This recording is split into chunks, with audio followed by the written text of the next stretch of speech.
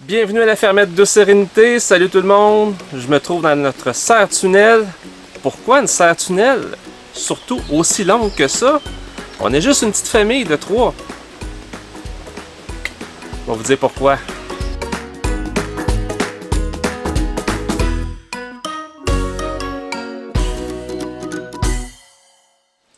Salut tout le monde, bienvenue à la fermette de Sérénité. Et oui, le projet de serre-tunnel se concrétise, enfin. Pourquoi qu'on a fait l'achat de ça? Ben, je vais vous dire pourquoi. C'est simple. L'année passée, pour ceux qui sont au Québec, vous vous rappelez, hein, on a eu un été de schnout, comme on dit au Québec. Beaucoup de pluie. On a perdu, je pense, 80% de nos tomates, c'est pas 90%. On n'a quasiment rien eu. Trop de pluie, trop de mildiou, puis en tout cas, toutes sortes de problématiques. Il y a certains légumes qui n'aiment pas trop de pluie, fait que tout ce qui n'aime pas trop d'eau, ben ça n'a pas été un grand succès. Fait que l'avantage d'une serre-tunnel, c'est qu'on peut contrôler ça. On peut contrôler le vent, parce que quand c'est fermé, le vent n'affecte pas les plants. On peut contrôler la pluie. On peut favoriser aussi certains légumes qui aiment beaucoup la chaleur, comme les tomates, c'est un légume qui vient un fruit qui vient du sud. Fait que ça aime la chaleur. Fait que les tomates en profitent beaucoup. Ça paraît peut-être pas encore, mais ça pousse, ça pousse. Fait que bref, c'est pour ça, c'est pour nous assurer d'une meilleure culture cette année. Vous savez, on essaie d'imiter un peu des principes de permaculture, des principes de la nature. Et un des principes de permaculture, c'est générer de l'abondance. Alors pourquoi une grande serre comme ça? Ben c'est justement pour générer de l'abondance. Je le dis souvent, l'autosuffisance, c'est pas pour nous-mêmes, pour être centré sur nous-mêmes puis s'autosuffire. Oui, c'est l'autosuffisance, mais je le dis souvent, puis je vais le répéter encore très longtemps, ça se passe en communauté. Hein? Fait que l'abondance qu'on va créer, ça nous permet de partager autour de nous, avec peut-être des gens qui en ont, qui en arrachent. Hein? Vous savez ce qu'on vit ces temps-ci, côté financier. C'est pas facile pour tout le monde, fait que ça nous permet de donner, tout simplement, des gens qui en ont besoin. Nous, c'est notre première année avec la serre, fait qu'on apprend à s'en servir, de un, on apprend à s'en servir. Et tout de suite en partant, j'ai fait une erreur. On a fait une erreur, c'est que, vous savez qu'on a des canards coureurs indiens, normalement qui sont au jardin, qui nous aident avec les limaces et certains insectes nuisibles. Ben là, il n'était pas encore arrivé au jardin quand on a commencé à planter les piments, les tomates et tout. Fait que ce qui était arrivé, c'est que nos plants de piments ont été attaqués dès le départ. Nous, on pensait que c'était les fourmis. Hein?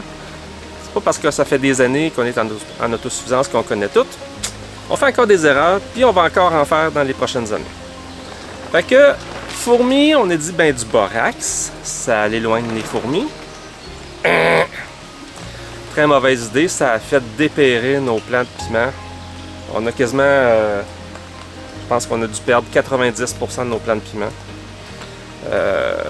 Fait qu'on on a trouvé d'autres finalement, on est allé en acheter à droite et à gauche pour essayer de récupérer. J'ai essayé d'enlever tout le borax parce que c'était vraiment pas une bonne idée, faites pas ça à la maison. Mais probablement que c'était les limaces ou peut-être certains autres insectes. Fait que les canards, s'ils auraient été plutôt intégrés au jardin, on aurait peut-être évité ça.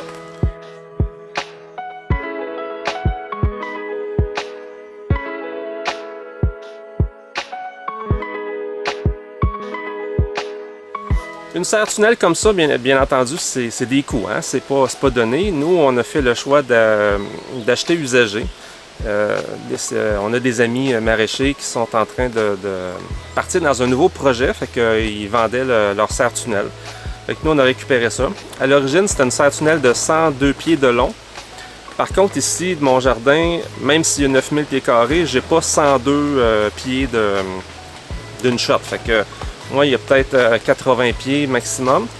Fait qu'on a encore des arceaux qu'on pourrait faire une autre petite serre-tunnel en quelque part. Fait que c'est un projet pour le futur. Mais une serre dans ce style-là, c'est neuf. C'est dans les 3 000 à 4 000 $.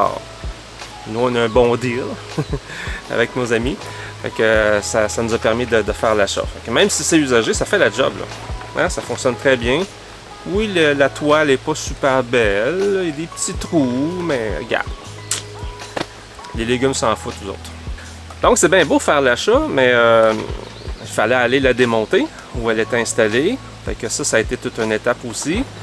Le montage aussi. Hein? J'ai jamais monté ça, moi, une serre tunnel. Fait que ça a été quelque chose d'intéressant. Hein? C'est un travail de longue haleine. Quand tu es tout seul à le faire, c'est long.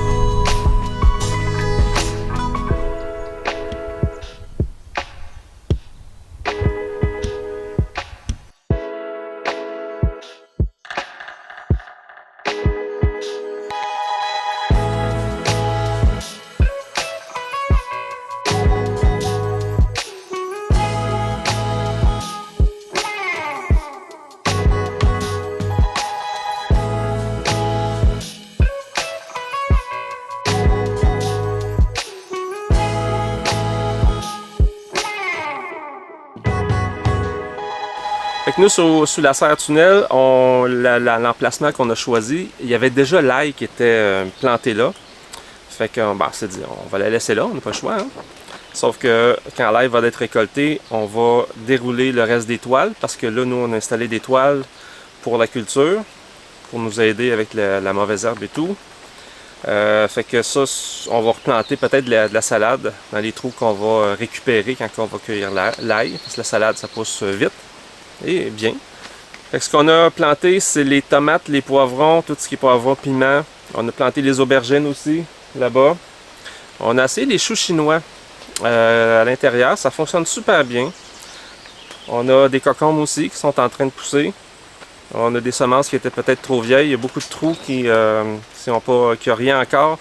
Fait que c'est encore le temps. On est au début juin, fait que c'est encore le temps de replanter. Fait qu'on va essayer de remplir les trous de cocombes qui manquent. Fait que c'est tous des légumes qui aiment, des fruits et légumes qui aiment la chaleur. Fait que c'est ce qu'on a choisi de planter sous la serre. On a aussi planté des fleurs à travers les plants de tomates, les plants de piment. On a planté des légumineuses aussi. On a eu un bon succès l'année passée autour de nos plants. Ça fixe l'azote. Ça donne un bon apport pour les plants. Et aussi, on a repris encore notre même truc. On a planté nos céleris au milieu de nos tomates. Ça a toujours bien fonctionné pour nous, ça aussi. Marthe nous avait expliqué dans une de ses vidéos que les céleris, étant donné qu'ils sont au milieu des tomates, ils poussent plus vite parce que vu que les tomates sont un peu plus hautes que les céleris ils vont pousser plus vite pour aller chercher la lumière. Fait que ça les... En tout cas, c'est le truc, ça fonctionne.